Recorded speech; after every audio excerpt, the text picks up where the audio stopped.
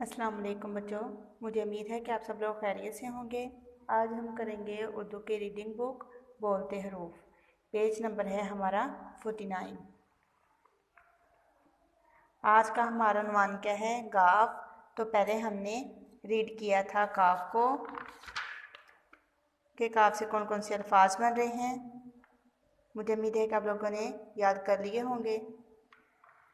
आज हम करेंगे गाफ को।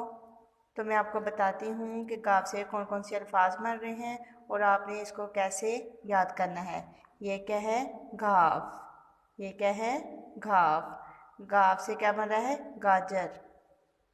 गाफ गाजर। गाफ गोभी। गाफ गुड़िया।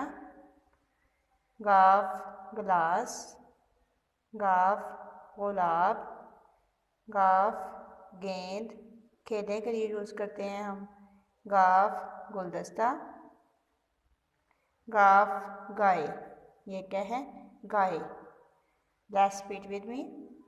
गाफ गाजर। नजर आ रही है ना आपको? ये क्या है? गाजर। गाफ गोभी।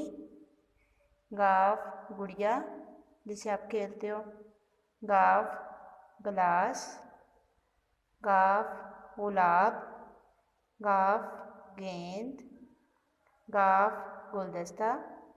गाफ गाय। ये क्या है? गाफ। आपने इसको पेंसिल की मदद से भी ट्रेस करना है। ये क्या है? गाफ गाय।